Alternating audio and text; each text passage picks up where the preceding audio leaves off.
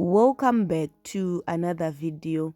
So this week we are doing grocery videos, how to plan meals, and how to make sure that our groceries that we are buying are lasting a bit longer, because sometimes you wonder what to cook and you see some of the food is being wasted. So how best do we manage, especially in our small African homes? So kindly subscribe to the channel.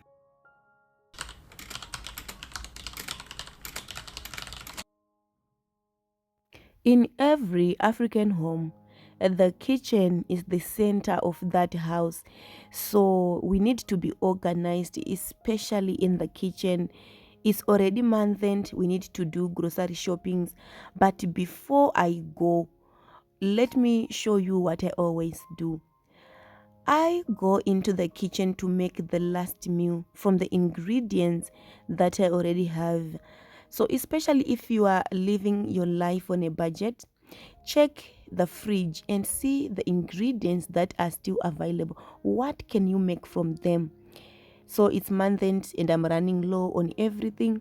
I'll also check my deep freezer to see if I still have meat, what's there, what's frozen in the fridge, because sometimes we waste food because we neglect this habit of checking our fridge, checking the pantry, what's still there, and checking our deep freezer. So today I'm just going to prepare food from the leftover ingredients that are in the house. So as you can still have some frozen tomatoes, frozen chicken, some greens in the fridge. So this, if I combine, will make a delicious healthy meal for the family. Even sauces are still available in the pantry. Step number 2, before I go shopping, I check whatever I have. Then I'll write down everything, be it pantry staples, frozen food, and leftovers. This helps me to save money and reduces food waste. So if you have a notebook, a laptop, a binder, next list your family's needs. Look for meals inspiration. Just look for meals that you can combine, so that you'll be able to know what ingredients you want to buy. What do the kids want to eat? What do you want for breakfast? What are health and simple breakfast that we can come up with before we go shopping? Because we just don't wake up in the shop and start buying things. So include snacks and dinner rotation. You can also rotate things. It's not a sin. So this keeps you organized and prevent last minute stress.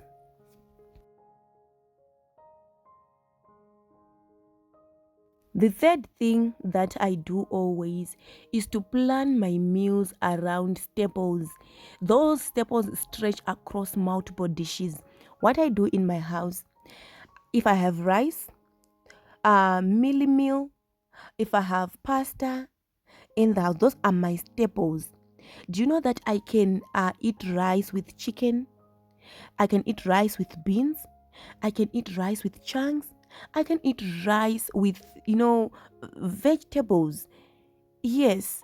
So if you plan around staples like pasta, mealy meal, because you can eat also salsa and beans, salsa and chicken, salsa and vegetables, play around staples. That way you stretch your budget until month end and you double the staples. Don't forget to include items from your garden. They are really free and fresh. And also eggs are versatile and affordable. So planning meals makes you an organized woman. Since I told you that the kitchen, I've realized that is the heart of every home. And if you eat well and healthy, the happier you are and the family.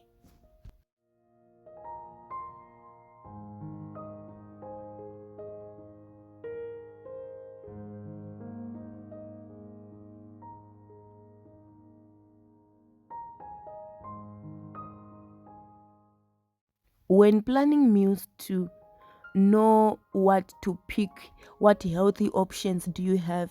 Before you pick, is there any healthy option that you can choose? For our family, I always love to go for traditional mealy meal, omunka, mafunde, something like that. Then for beans, These beans are general, they are really affordable. And let's talk about rice.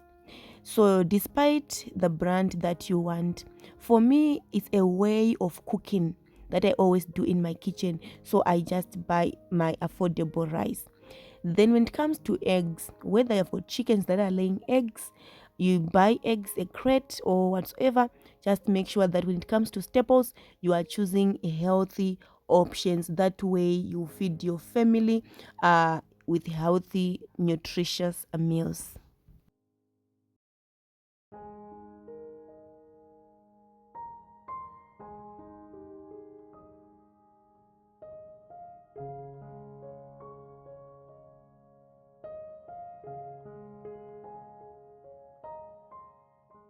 Now, when creating a meal plan, personally, I like to plan for the whole month, but you can do for a week or 2 weeks. It depends with what you prefer. Use versatile ingredients across multiple meals and batch cook where possible because it saves you time. You can prepare your bean soup in a large pot, dish out into lunch boxes, and freeze. That is if zesa is not a headache. So make use of vegetables that quickly go bad, especially when you are meal planning.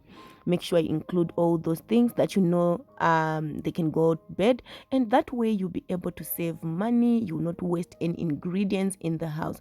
You know what? This saves time and reduce also stress. Remember, one pot meals is not bad to buy, nyemba chaizo. Then you batch cook, you freeze. Leftovers, you deal with leftovers. I'll show you late in the video how I make use of my leftover rice to make another delicious and nutritious meal. So it's really important to know such kind of things.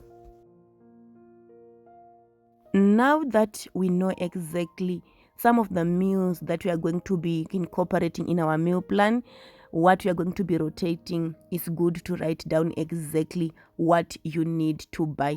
This prevents overspending and impulse purchases.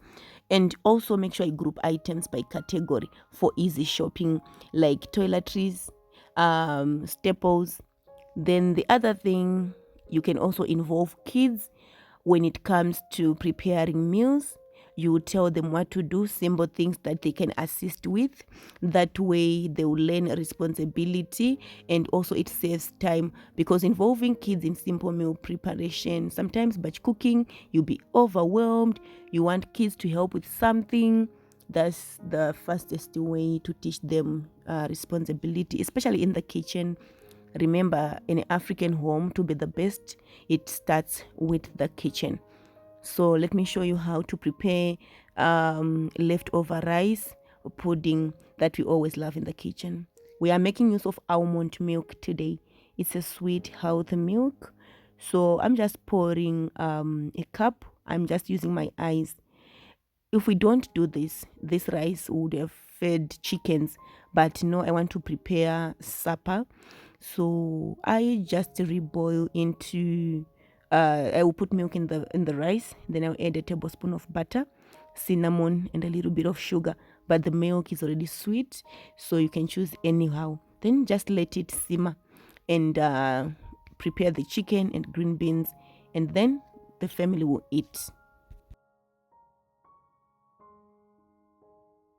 The other thing that I want to share, beside writing down things, checking what you already have, writing down major staples, you can also focus on traditional ingredients.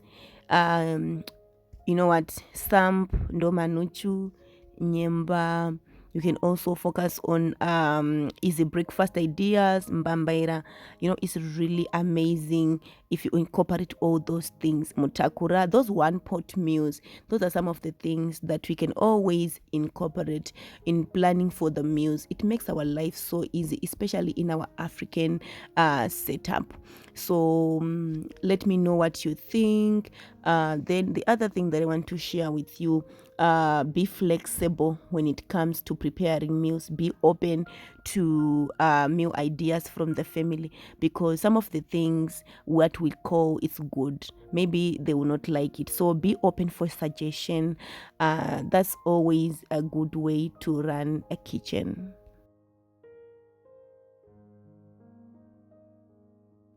The last thing that I want to share with you, meal planning doesn't need to be complicated.